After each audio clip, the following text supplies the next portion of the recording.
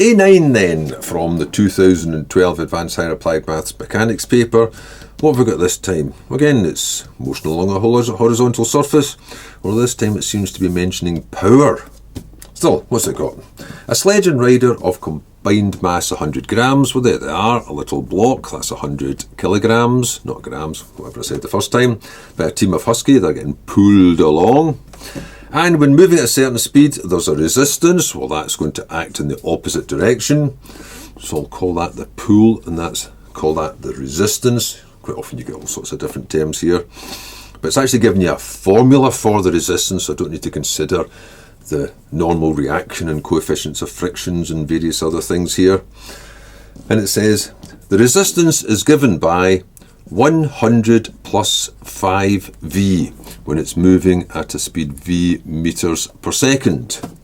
And not only that, the pull, which is quite handy because it's given as a power, is 1.5 kilowatts. So, given those parameters, show that you get this expression for the derivative of the velocity with respect to time, in other words, for the acceleration. And it's only 3 marks. Well, normally you'd think, what's the net force going horizontally? There's an unbalanced force which is going to produce an acceleration. So you could make this statement: the sum of the horizontal forces won't come to 0.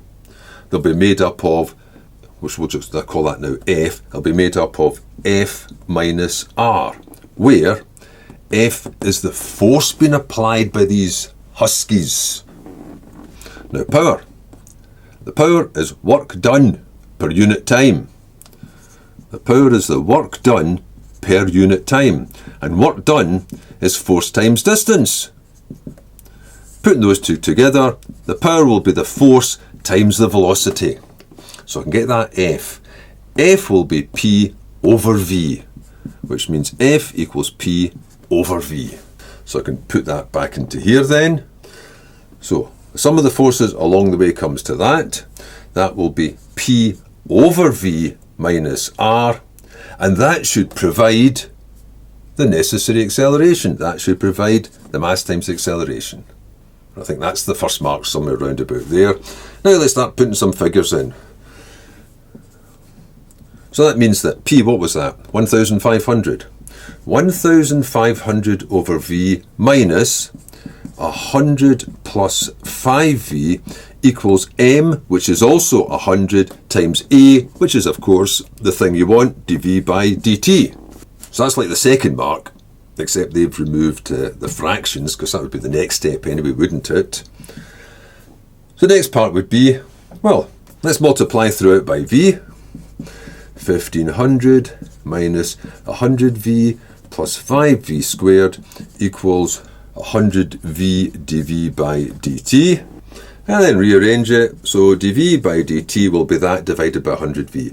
1500 minus 100V plus 5V squared all over 100V. Can only cancel down by the biggest amount that will cancel, it's just a 5, so everyone will divide by 5. So dV by dt will be divided by 5. 300 minus 20V plus V squared over 20V, as required. So it's effectively 1 mark for arriving at that, 1 mark for putting all the figures in, and then 1 mark for sorting it all out. 3 marks for the first part.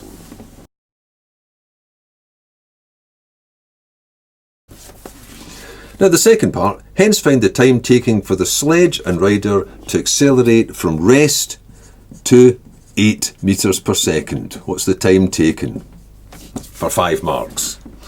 Well, now you can forget your sledge and huskies and rider and all the rest, and it's just a case of solving this first order differential equation. So it would be separate the variables.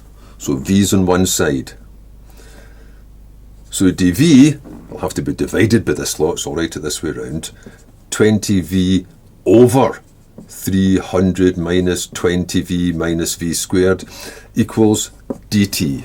And then integrate both sides, so the integral of that will equal the integral of that. And that, I think, is the first mark, just for doing this. Now we've got to sort this out. Now you can see what's going to happen here. That's going to be one of these partial fractions ones. In fact, it gives you a clue, doesn't it? because it tells you at the bottom. You can assume this, it says, you can assume that v, notice not the 20, v over 300 minus 20v minus v squared would come to 1/4 of negative 3 over 30 plus v plus 1 over 10 minus v.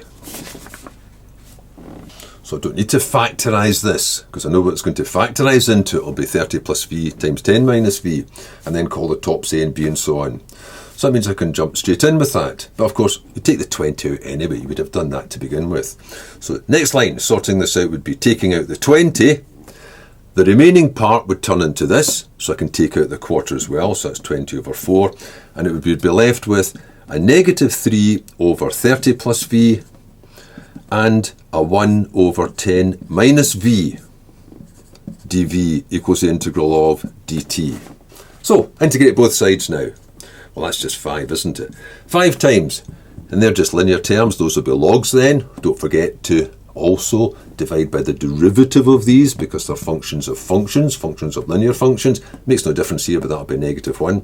So that's negative 3 log of 30 plus v, and I'm not being naughty here because that can't be a negative amount. If the velocity is between 0 and 8, that's never going to be negative. But this will be minus the log, of 10 minus v, because it's log 10 minus v, but also divided by negative 1. And again, I've just put ordinary brackets in because that'll never be negative if v only gets up to 8, equals t plus c. Now I've got to find that c. Well, you've got the initial statement, accelerates from rest. So I've got when t equals 0, v equals 0. But there's going to be some nasty numbers in here. So that means I've got 5 times negative 3 ln 30 minus ln 10 should equal c. So that's what c is equal to. Oh, no, I think I'll tidy this lot up. So what's that? C is going to be, I think I'll still leave the 5 there, but it's going to be 5 ln, but that's going to be, in fact, it's going to be a negative 5. Take the negative out as well. Negative 5, and that will just be ln 30 cubed times 10. So here's my formula.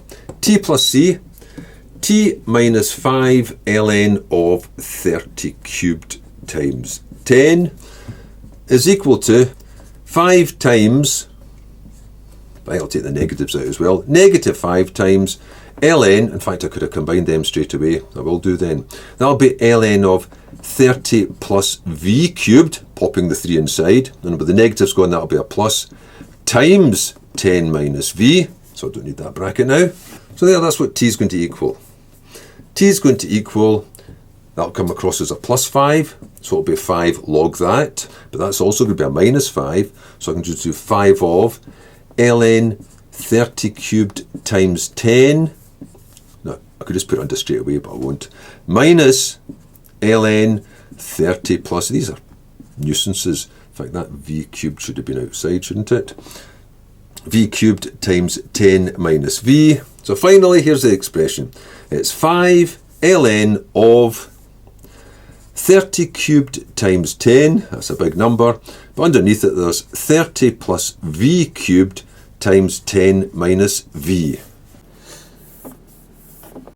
That was me just gathering all the logs up into one little nice little pile of logs, just a single log. You could have kept them all separate, I suppose. So the final bit would be, so what is the time when v equals 8?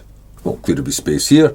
Well, the time will be, if v equals 8, that means the time should be 5 ln 30 cubed times 10 over 38 cubed times 2.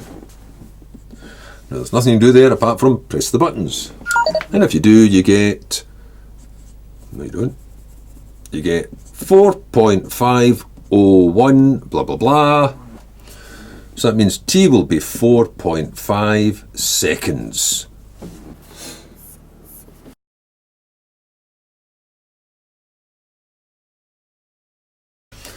And the last part, there's a little mark at the end here. Show the maximum speed of the sledge is 10 meters per second.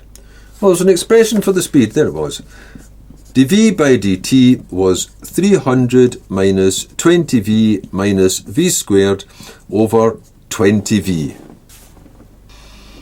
So you'll arrive at the maximum when the derivative should equal 0. And for the derivative to equal 0, the numerator has to equal 0. So 300 minus 20v minus v squared should equal 0. Now that was already factorised in that little giveaway of the partial fractions. You know that it must be 30 plus v and 10 minus v equals 0, which means you've got the option of v is negative 30 or v is 10. So obviously v is going to be 10 metres per second because v's got to be greater than 0. That was using this expression here. Now you could have answered that question without any of the rest of that, just from the initial information though, if it was just a short question on its own. Because if this sledge is getting pulled with a power of 1.5 kilowatts and there's a resistance which is speed determined, or dependent I should say, of 100 plus 5v, if that's the force of resistance, then it will keep accelerating as long as it's got some surplus force. But once the force of resistance matches the force here, then it'll no longer be accelerating and it'll be travelling at its maximum speed once all the power is used in just overcoming the resistance. Remember, that power is the force times the velocity. So once 100 plus 5v, the force of resistance, times the velocity, comes to 1.5 kilowatts, all the power is used up overcoming friction, you'll no longer be accelerating and that'll be your maximum speed. Multiplying that out gives you 100v plus 5v squared equals 1500.